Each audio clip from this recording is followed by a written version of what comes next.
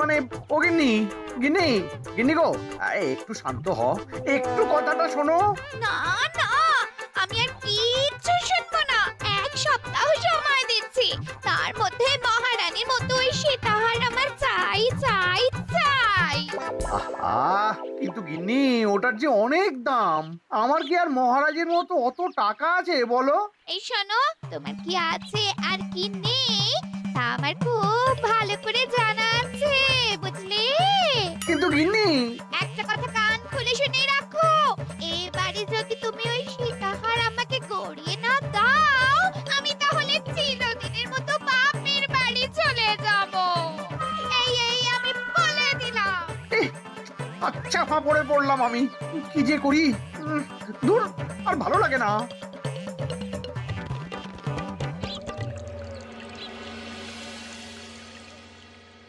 আজকে তোমাদের সকলের কাছে আমার একটা প্রশ্ন আছে। বলুন মহারাজ। আচ্ছা, ধরো তোমরা যদি এ রাজ্যের লোক না হতে, অন্য কোনো রাজ্যের হতে, তাহলে তোমাদের কাছে কৃষ্ণনগর কেমন মনে হতো? মহারাজ, এক কথায় বলতে গেলে সমৃদ্ধ শক্তিশালী রাজ্য। বেশ, তা হঠাৎ এমন প্রশ্ন মহারাজ? আসলে বেশ কিছুদিন ধরেই আমি একটা কথা ভাবছিলাম। ঈশ্বরের দয়ায় আমাদের সবই আছে, তবু রাজ্যকে আরো শক্তিশালী ও অন্যান্য রাজ্যের সাথে সুসম্পর্ক বজায় রাখা একটা রাজধর্মে পড়ে। ঠিক বলেছে। ঠিক বলেছেন। বলি, তুমি কি এসব কথা কখনো ভাবো মন্ত্রী? হ্যাঁ, মানে আগে রোজ না, কিন্তু কখনো সখনো বোধহয় ভেবেছিলাম। কবে শুনি? ইয়ে ওই তো কিছুদিন আগে, ওই সেদিন। এটা ঠিক কোন সেদিনের কথা বলছেন মন্ত্রী মশাই? যেদিন আকাশে ওই দুটো সূর্য উঠেছিল? তোমাকে সবকিছুতে ফোড়ন কাটতেই হবে না গোপাল, হ্যাঁ? কি আর করি বলুন, আপনার কষ্ট যে আর সহ্য হয় না। যাই হোক, মুদ্রা কথা হলো, এসব কথা মাথায় রেখে এখন আমাদের কিছু করা উচিত। কিন্তু কি করা উচিত সেটা আমি ঠিক বুঝতে পারছি না। এই একটা করে রসগোল্লা খাওয়ালে কেমন হয়? এই, তুমি থামবে? মহারাজ, আমার কাছে একটা উপায় আছে। 10 দিনের একটা মিলন মেলার আয়োজন করলে কেমন হয়? খুব বাজে হবে। একটা মেলা কত ঝামেলার কাজ সেটা বোঝো? একেই কত খরচ, তার উপর আবার অনেক লোক। মোটেই না, এটা তো দারুণ বুদ্ধি দিয়েছো গোপাল। এমন কিছুই তো চাইছিলাম। ধুর, আর সবকিছুই আমার বিপক্ষে মনে হয়। দিনটাই খারাপ, আমি বরং চুপই থাকি। তাহলে সবাই শোনো, 1 সপ্তাহ পর কৃষ্ণনগর এক বিরাট বড় মিলন মেলার আয়োজন করছে, আর তার জন্য লোকজনকে নিমন্ত্রণ করার কাজ দেখবে গোপাল। যথা আজ্ঞা মহারাজ। আর মন্ত্রী, ভালো করে শুনে রাখো, মেলা প্রাঙ্গণ সাজানো, ঠিকঠাক নিরাপত্তা, এসব তোমার দায়িত্ব। আচ্ছা, কিন্তু বলছিলাম যে সবকিছু ভালো করে করতে গেলে খরচও তো। ওসব নিয়ে তোমাকে চিন্তা করতে হবে না। যত খরচই হোক আমাকে বলো, আমি দেব। আরে বাস, তো দারুণ ব্যাপার। এই ফাঁকে যদি কিছু আমারও লাভ হয়ে যায়, তাহলে গিন্নির গলার হারটার কিছু একটা করতে পারবো। বেশ, তাহলে প্রত্যেকে নিজেদের কাজ শুরু করে দাও।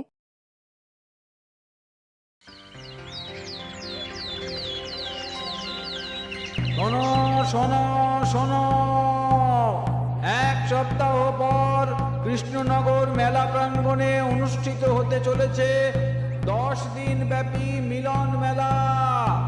সকল গ্রামবাসীকে এই মেলায় আসার জন্য আমন্ত্রণ জানানো হচ্ছে। শোনো শোনো শোনো।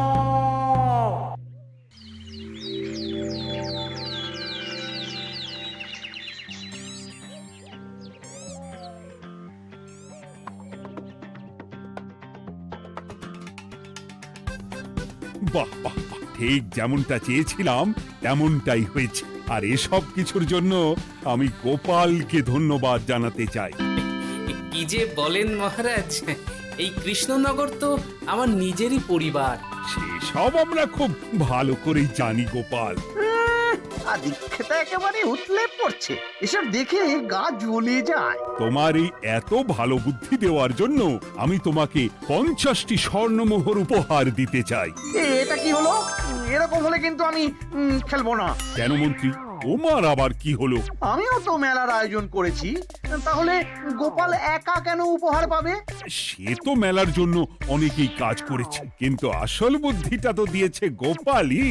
মন্ত্রী মশাইয়ের বোধহয় খুব হিংসা হচ্ছে। ঠিক আছে মহারাজ, আপনি বরং এই উপহার সকলের সাথে ভাগ করে দিন। না গো, কোনো ভাগ চাই না। তোমার উপহার তুমিই রাখো। যত সব।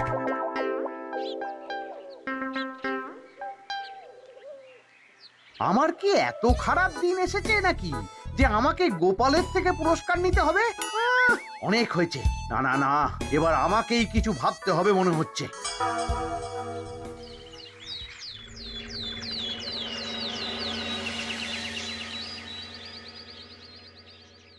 আমার আমার সব শেষ হয়ে গেল গো, সব শেষ হয়ে গেল। এবার এবার আমার কি হবে? মহারাজ, মহারাজ কিছু একটা করুন, মহারাজ কিছু একটা করুন। চিন্তা করো না, আমি দেখছি। যারা দোষী তারা শাস্তি পাবেই। কি শুরু হলো বলো তো হঠাৎ করে? এত বড় বড় চুরি ডাকাতি হয়ে গেল, অথচ কেউ কোনো টেরই পেল না। হ্যাঁ মহারাজ, আসলে রাতের বেলা যখন সবাই ঘুমিয়ে থাকে তখন এই চুরি ডাকাতিগুলো হয়, তাই কেউ কোনো শব্দ পায় না। ভালো করে অনুসন্ধান করো, যে বা যারা এই কাজ করছে তাদের যত তাড়াতাড়ি সম্ভব ধরে ফেলতে হবে, নইলে তো আমাদের প্রজাদের অনেক ক্ষতি হয়ে যাচ্ছে। হ্যাঁ মহারাজ, আপনি কোনো চিন্তা করবেন না। কোথায় আনন্দ করে সব প্রজারা মেলা ঘুরবে তা নয়, আবার এই উটকো ঝামেলা। একটা কথা বলছি, কিছু মনে করবেন না। আসলে এই ঝামেলার কারণ হলো গোপাল। আমি ঠিক জানতাম কোনো না কোনো ভাবে আপনি আমাকে দোষ দেবেন। সত্যি তো, এসবের সাথে গোপালের কি সম্পর্ক? ওরই তো সম্পর্ক আছে মহারাজ। মেলা শুরু হলো আর তার সাথে চুরি ডাকাতিও। আর যদি গোপাল মেলার বুদ্ধিটা না দিত তাহলে রাজ্যে এত চুরি ডাকাতিও বাড়তো না। মানছি মন্ত্রী মশাই, মেলার বুদ্ধিটা আমার, কিন্তু মেলার নিরাপত্তা রক্ষা তো আপনার দায়িত্ব ছিল। যদি মেলা থেকেই এই ঝামেলা শুরু হয় তাহলে তো আপনার কাজেও ফাঁক আছে। মুখ সামলে কথা বলো গোপাল। আহ, তোমরা একটু থামবে? এখন নিজেদের মধ্যে ঝামেলা করার সময় নয়। সবাইকে একসাথে কাজ করে আসল চোর ডাকাতদের ধরতে হবে, তারপর বোঝা যাবে কার দোষ ছিল আর কার নয়। আগে মহারাজ।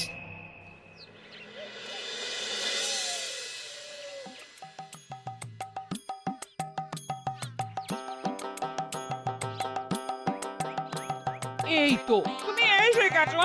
তাড়াতাড়ি মুখ হাত ধুয়ে বসো, তোমার জন্য একটা জিনিস এনেছি। বলো কি জিনিস? আরে আরে একটু অপেক্ষা করোই না, আমি আনছি। হ্যাঁ বেশ, আনো তাহলে। এই নাও, খাও। মিষ্টি দই। হ্যাঁ গো, খেয়ে দেখো তো কেমন। দারুণ সুন্দর স্বাদ তো গিন্নি।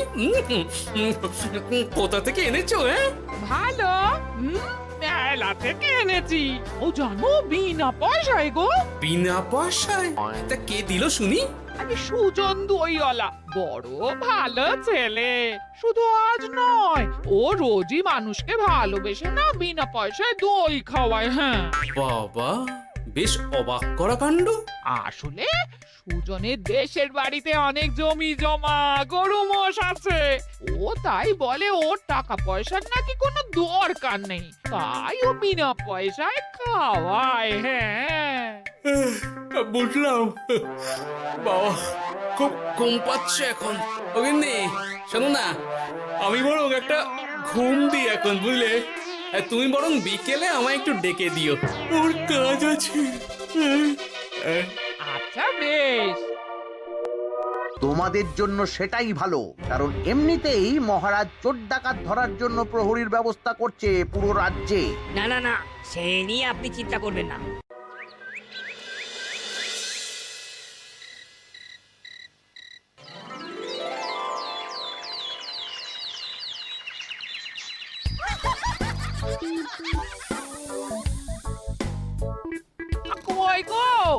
আর কতক্ষণ ঘুম হবে? সকাল তো হয়ে গেল। সে কি গিন্নি, সকাল? তোমাকে যে আমি কতবার বললাম আমাকে বিকেলে ডেকে দেবে। তা বলি কবেকার বিকেল? গতকালে না আজকে? তোমার বুদ্ধিতে কি বলে গিন্নি? আমার বুদ্ধি নিয়ে কথা বলো, আগে নিজের ঘুমকে দেখো। গতকাল বিকেল থেকে ডেকে ডেকে গলা ব্যথা হয়ে গেল, কিন্তু ওনার ঘুম আর ভাঙে না। হতেই পারে না। পারে না? ওদিকে কাণ্ড দেখো, রাতের খাবার পর্যন্ত পড়ে আছে। হ্যাঁ, আজব কাণ্ড। যাই হোক, অনেক দেরি হয়ে গেছে বুঝলে, আমাকে এক্ষুনি রাজসভার জন্য বেরোতে হবে।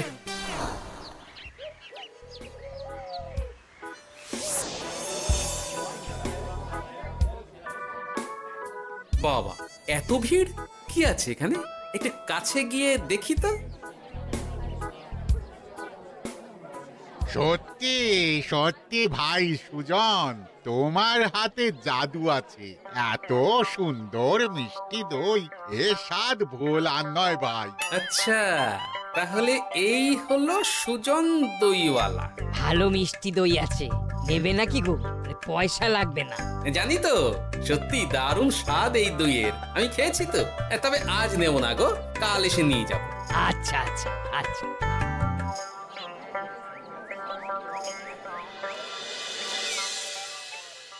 আর কোনো নতুন খবর পেলে ওই ডাকাতদের ব্যাপারে? না মহারাজ, এখনো ঠিক ধরতে পারিনি। ওরা বোধহয় বুঝতে পেরে গেছে যে আমরা খোঁজ করছি। মহারাজ, আমার মাথায় একটা নতুন বুদ্ধি এলো।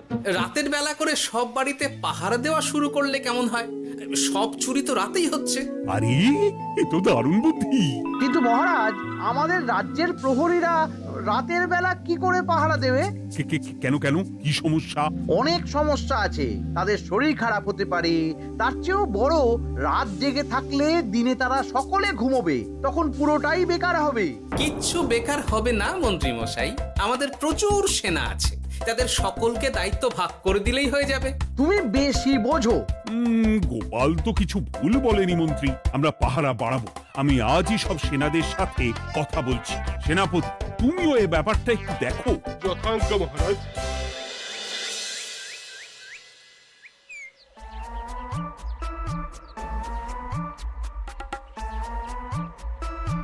চোর ডাকাতদের ধরার জন্য যদি একটা সূত্রের হদিশ পাওয়া যায় তাহলেই কেল্লা ফতে, কিন্তু সেটাই পাওয়া যাচ্ছে না বলেই এত সময় লাগছে। আরে, ওটা মন্ত্রী মশাই মনে হচ্ছে না? আড়ালে দাঁড়িয়ে এরকম কার সাথে কথা বলছে? এবার আমি যা বলছি ভালো করে শোনো। আজ রাতে মেলার পিছনের দিকে যে মাঠটা আছে সেখানে চলে এসো। বাকি কথা ওখানেই হবে। এই জায়গা নিরাপদ নয়। বেশ রহস্যজনক ব্যাপার। মেলার পিছনের মাঠ বলল না? রাতে আমাকেও দেখতে হবে কি হয় সেখানে।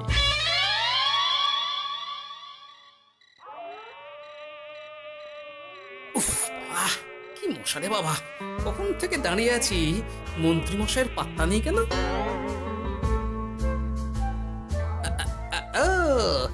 ওই তো চলে এসেছে। এই যে আমার সোনার হাটটা কই? হ্যাঁ, ওই বই করে বলেছিলাম আমার ওটা চাই। আগে কি আর বলি বলুন তো, ওই হাটটা আমাদের দলের প্রধানের খুব পছন্দ হয়ে গেছে, তাই কোনোভাবেই ওটা দিতে পারলাম না। কি এত বড় সাহস! আমার বলার পরেও তুমি এরকম করলে? বড় ভুল হয়ে গেছে মন্ত্রী মশাই, এবারের মতন ক্ষমা করে দিন, আর হবে না, এই কথা দিচ্ছি। তোমাদের জন্য সেটাই ভালো, কারণ এমনিতেই মহারাজ চোর ডাকাত ধরার জন্য প্রহরীর ব্যবস্থা করছে পুরো রাজ্যে।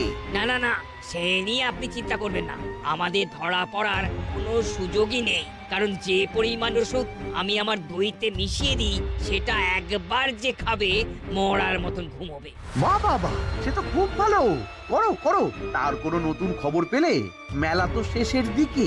হ্যাঁ পেয়েছি, পাশের গ্রামে বলরাম নামে এক বড় মহাজন আছে। পরশু তার মেয়ের বিশাল ধুমধাম করে বিয়ে। শেষ একটা বড় দান মারতে পারলেই আপনার আমার দুজনেরই শান্তি। আচ্ছা, এই ব্যাপার তাহলে। এসব কিছুর পেছনে মন্ত্রী জড়িত। এইবার বুঝতে পারছি কেন রাতের পাহারাতে ওনার এত আপত্তি ছিল। কিন্তু ওই লোকটাকে ঠিক আছে, এখন যাও, একটু সাবধানে কাজ করো আর আমার পাওনাটা ঠিকঠাক দিও, কেমন? সে কি সুজন দইওয়ালা? এবার আমার কাছে পুরো ব্যাপারটা পরিষ্কার হয়ে গেছে। না, কালই মহারাজকে সব জানাতে হবে, আর এদের হাতে নাতে ধরার জন্য একটা উপায় ভাবতে হবে।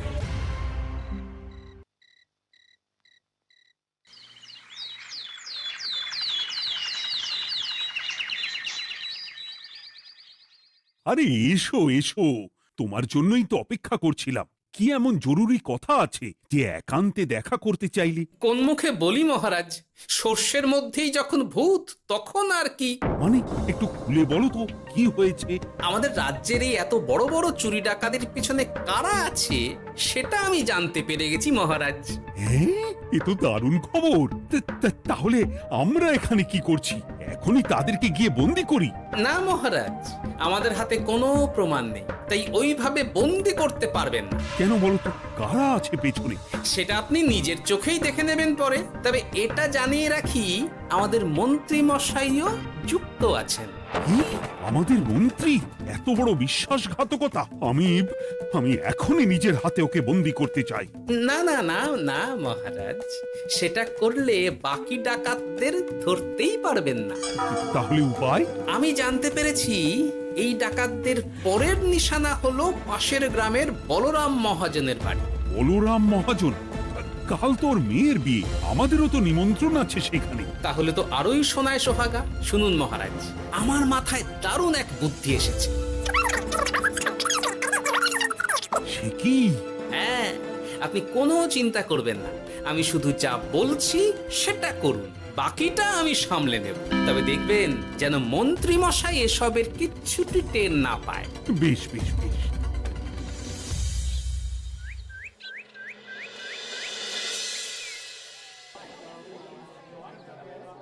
আর তো কিছুক্ষণ, এরপরেই তো সন্ধে নামবে।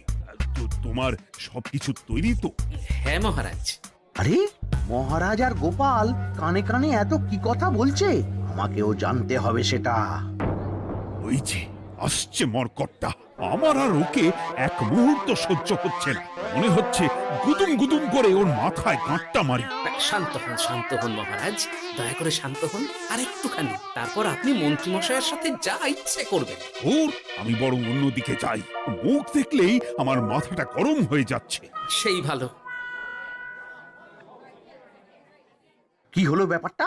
যাই হোক, আর তো কিছুক্ষণ, তারপর আমার বিশাল লাভ হবে। বরং ততক্ষণ আমি পেট পুজো করি।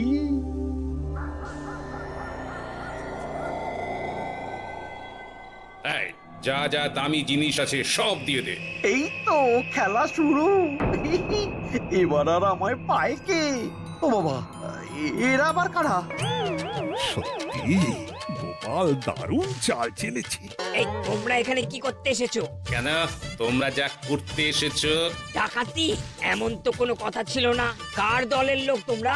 মন্ত্রী মশাইয়ের দলের লোক। এই রে, কি বলছে সব? কোথায় কোথায়?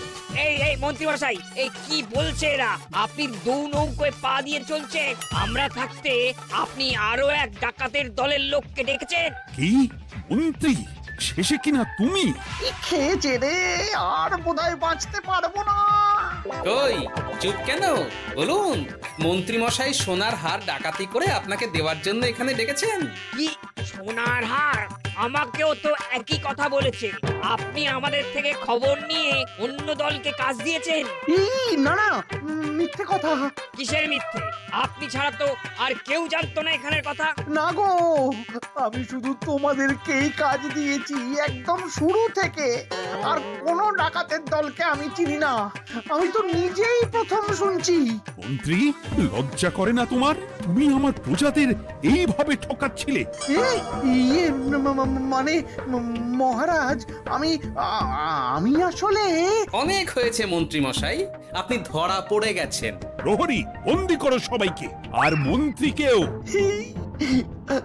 আমাকে ক্ষমা করে দিন মহারাজ, আমি ইচ্ছা করে এটা করিনি। আসলে আমার গিন্নি কদিন ধরেই মহারানীর সীতাহারের মতো দেখতে হার বায়না করেছে। তার জন্য তুমি নিজেদের লোকেদের থেকেই চুরি করবে? আর কি করব বলুন, এক সপ্তাহের মধ্যে হার না দিলে বাড়ি ছেড়ে চলে যাবে বলেছে। তাই আমি এখন আপনি যেটা করেছেন সেটা যদি আপনার গিন্নি জানতে পারে তাহলেও বাড়ি ছেড়ে চলে যাবে। শাস্তি তো তোমাকে পেতেই হবে মন্ত্রী। আয়, কে আছো?